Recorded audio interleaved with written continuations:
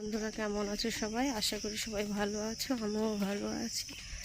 দেখো উঠে পড়েছি, এখন চলে যাচ্ছি মার্কেটে। মাল আনতে হবে, আজকে মাল আনতে যাচ্ছি এখন।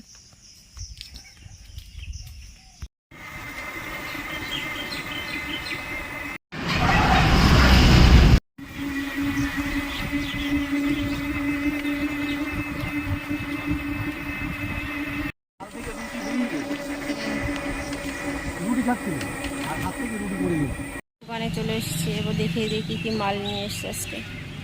এখানে আম আছে, এখানে নারকেল, ওই সাইডে আছে আনারস, এখানে পেয়ারা, এখানে শসা, আর একটা শাক নিয়ে এসছে, পাটাকুলতি শাক নিয়ে এসছে।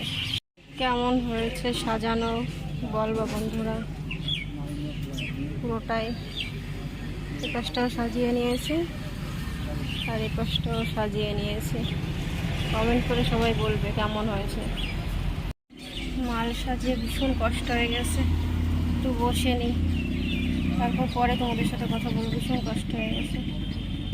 ওখানে বসে সবজিটা কেটে নিয়েছি, দেখি কুলেখাড়া শাক আছে, আর এদিকে দেখো কলার থোর কেটে নিয়েছি, আর এটা কাটবো, এখনও কাটিনি।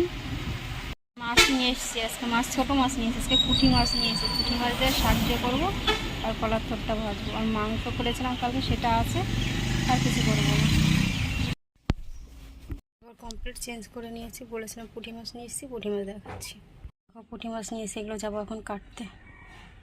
তাই বললাম মাছ রান্না করব, শাক রান্না করব, কিচ্ছু করতে পারিনি। বাড়িতে দেখি তোমার দাদাভাই ঘর ভেঙে নিয়েছে, সেই মাছটা কোনোরকম কেটে ভেজে রেখে দিয়েছি, তারপরে আর খাওয়ার সময় পাইনি। অল্প করে সিদ্ধ ভাত মা করেছিল, সেটা খেয়ে আবার তোমার দাদাভাইয়ের সাথে আমি কাজে লেগে গেছি। সেই বাঁশকুটি নামানো ধরে দিলাম, সব রেখে দিয়েছে এক জায়গায়।